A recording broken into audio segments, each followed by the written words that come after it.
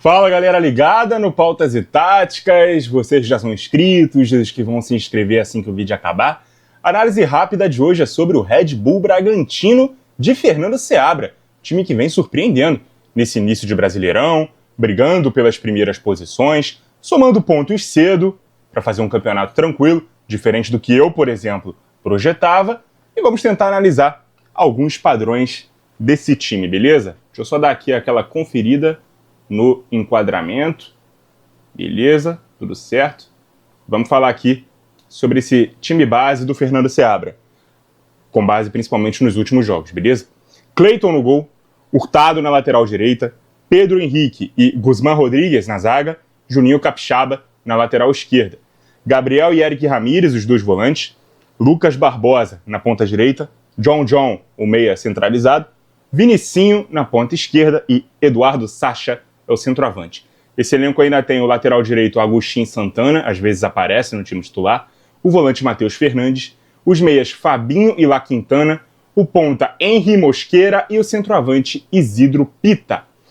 Esse time joga no 4-2-3-1 base, mas com algumas variações ofensivas e defensivas bastante interessantes. O Seabra joga com uma base de jogo posicional, mas já teve a influência do Jürgen Klopp, do grupo Red Bull, que tem o objetivo de uniformizar o padrão de jogo dos clubes participantes, e aí estamos falando de Leipzig, de Salzburg, de New York, Red Bulls, e também de Red Bull Bragantino, beleza?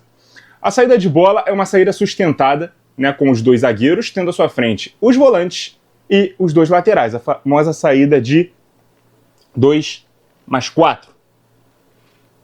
Então a gente tem aqui os zagueiros entrando na área, né, que agora pode, os volantes e os laterais aqui alinhando à frente deles. O Juninho Capixaba, na fase de construção, ele fica de base junto com os zagueiros e o Hurtado tem mais liberdade para avançar, tanto por dentro, se convertendo quase num terceiro volante, quanto por fora, permitindo as diagonais do ponta direita, que tem sido o Lucas Barbosa, mas também pode ser o Mosqueira. Então, quando o time avança aqui um pouco mais no campo, a gente vê o Hurtado mais presente no campo de ataque, e a gente vê aqui, ó, o Capixaba alinhando com os três, beleza? Aqui esse lateral ele pode ser uma espécie aqui de terceiro jogador de meio de campo, ou pode aparecer por aqui, ou manter o ponta aberto para que ele apareça um pouco mais centralizado, beleza? O time costuma montar losangos de linha de passe ao lado da bola. Pela esquerda, o Capixaba é a base mais recuada desse losango. Você tem aqui o Gabriel como vértice interior, o Vinicinho como vértice externo e o John mais adiantado. Então a gente vê, quando a bola está na esquerda, esses quatro jogadores se aproximando para poder formar esse losango, né? Essa dupla triangulação, ou essa múltipla triangulação, né? Que a gente vê muito quando a bola está pelo lado esquerdo.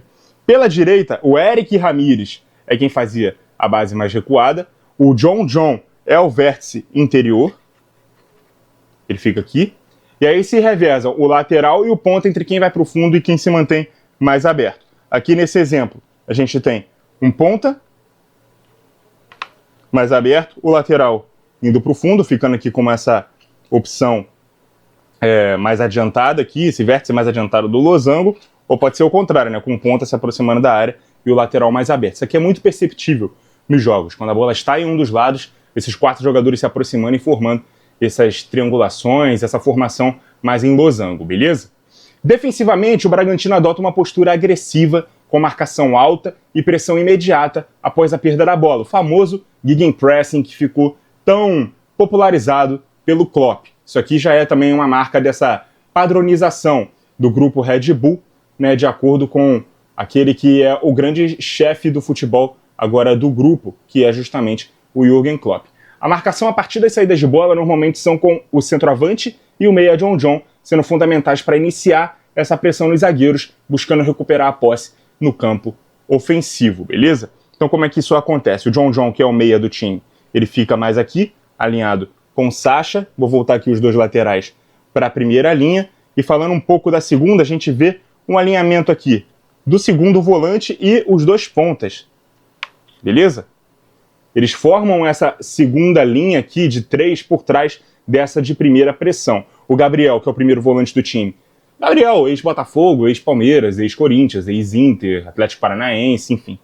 Ele é esse primeiro volante do time, é um jogador de boa marcação e também boa distribuição. Ele fica à frente da linha defensiva que se mantém compacta, né? Com a linha de 3 auxiliando na cobertura dos espaços na entrelinha, porque em bloco baixo o time recompõe normalmente no 4-4-2, que é tão comum essa variação defensiva partindo do 4-2-3-1, que é o sistema base do time. Mas a marcação, pressão, realmente tem aquela particularidade de você ter o 4-1-3-2, que também tem se tornado bastante usual. O City marca assim, o Inter usa, o Internacional aqui de Porto Alegre, usa esse sistema como sistema base, mas também na organização de primeira pressão. Então, cada vez mais a gente vê as equipes se organizando dessa forma, né? Com 2 jogadores mais na frente, na segunda pressão, 3 com 1 atrás. É uma organização que tem se tornado padrão no futebol moderno. Cada vez mais eu tenho visto times se organizando dessa forma quando vai executar uma marcação em pressão alta, beleza? O Bragantino não disputa competições continentais nessa temporada, não fez um grande campeonato paulista, saiu perdendo para o Criciúma na terceira fase da Copa do Brasil. Nessa semana teremos o segundo jogo, talvez já tenha acontecido, na época que esse vídeo for ao ar. Eu projetava um Bragabu brigando para não cair de novo no Brasileirão, exemplo do que foi no ano passado, só conseguiu se livrar na última rodada, mas o time vem fazendo um bom início. O Fernando Seabra é um bom treinador, desde o Cruzeiro eu noto essa qualidade nele, e se tinha uma crítica que normalmente era feita ao Bragantino, é o fato de ser um time sem pressão externa, com pouca torcida, poucos objetivos desportivos que fugissem de aproveitar jovens jogadores que eram emprestados por clubes grandes, estavam sem espaço, e aí o Bragantino comprava alguns deles, né, e depois revendia. E isso parecia ser o projeto esportivo do Bragantino, nada mais do que isso. Mas essa chegada do Klopp como diretor de futebol global do grupo Red Bull, visando implementar esse padrão a ser seguido por todos os clubes da holding, fez muito bem ao time, isso é inegável. Se o Bragantino vai se manter bem no campeonato até o fim, aí é outra história. Mas o início é animador e é preciso ser aproveitado o máximo possível. Muito obrigado a você que acompanhou o vídeo até aqui, continue ligado no Pautas e Táticas e até a próxima!